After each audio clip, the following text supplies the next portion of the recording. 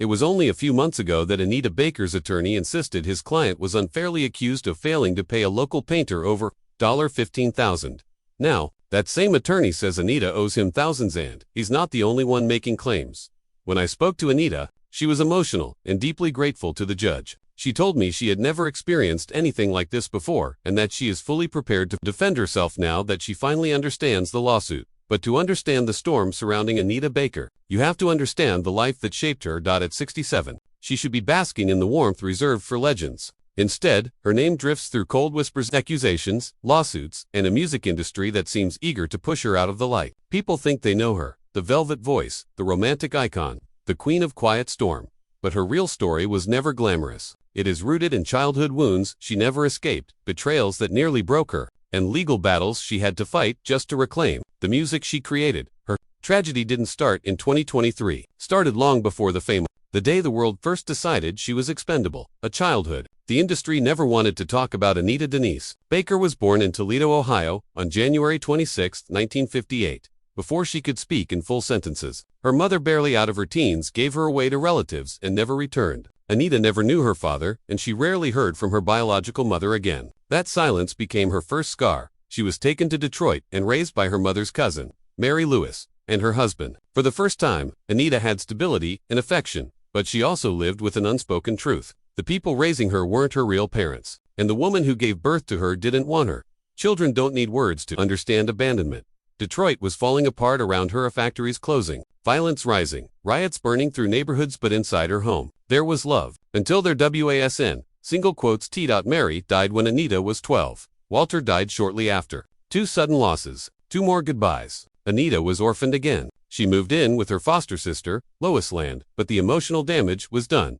Most stars dream of the stage. Anita spent her childhood wondering why everyone she loved disappeared. The fear of abandonment became the engine behind her voice, the trembling emotion beneath the smooth vibrato, the shadows behind the romance. She didn't sing love songs because it was poetic. She sang them because heartbreak was the only language she truly understood. From bar singer to reject the industry's first blow at 17, Anita sang in Detroit bars filled with cigarette smoke and older men. The rooms were rough, the lighting weak, but her voice could silence an entire club. In 1975, her talent brought her into Chapter 8, a rising R&B group. They released their debut album in 1979, and Anita's vocals drew whispers that a star had arrived. But the industry doesn't run on whispers. It runs on profit. When Arista Records acquired the group's label later that year, they reviewed every artist like numbers on a spreadsheet. Their verdict on Chapter 8, and specifically Anita, was brutal. "We don't see star potential in her." A single sentence that shattered her. It wasn't about talent. It was about trends. The industry wanted disco pop and crossover radio sounds they believed didn't fit a young black woman with a deep, soulful voice.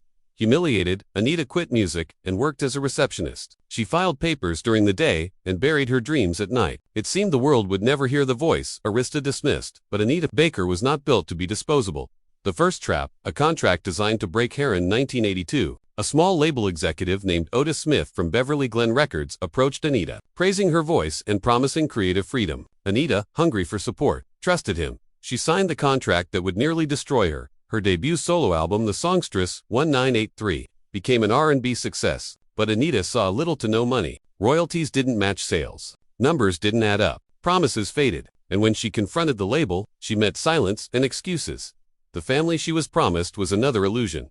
Worse, the contract trapped her. Beverly Glen delayed her next album, stalled meetings, blocked her from negotiating elsewhere, and used fine print to keep her bound to them. When she sought legal help, they struck first, suing her for breach of contract and trying to force her to stay. For months, Anita fought a label with deeper pockets and stronger lawyers. She sat alone outside courtrooms with documents she barely understood. In 1985, she won. No applause, no celebration, just freedom. And then the miracle happened. Elektra Records signed her immediately. In 1986, Rapture was released. Sweet Love changed everything. Had she lost that lawsuit, the world would have never heard the songs that defined an era.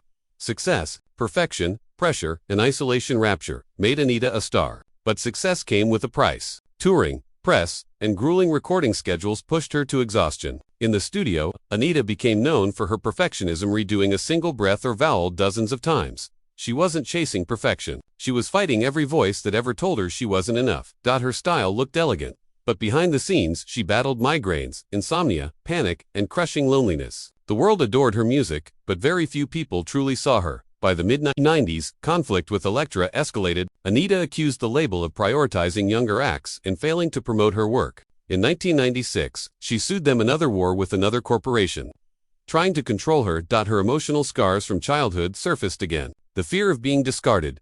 When life collapsed all at once, darkest chapter of Anita Baker's life didn't come from the industry. It came from her home. By the early 2000s, her marriage to Walter Bridgeforth Jr. was falling apart. Their 2007 divorce became a financial nightmare. Walter sought half the royalties from her biggest album's muse she created through sleepless nights and emotional breakdowns. Meanwhile, the IRS claimed she owed over $2 million in back taxes. Then came a lawsuit from contractors demanding $15,000. Headlines labeled her reckless, irresponsible, even criminal. A judge issued a bench warrant threatening to arrest her for contempt of court.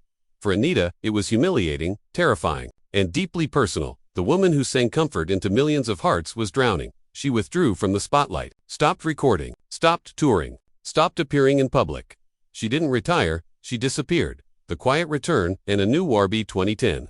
Anita was slowly resurfacing, recording a new album titled Only Forever. Musicians whispered that her vocals were richer than ever. In 2012, she released Lately, which hit #1 on the adult R&B charts. Fans believed a full album was coming. It never did. Corporate disputes, label delays, and legal complications swallowed the project. Only Forever became a ghost album. Another battle, another betrayal.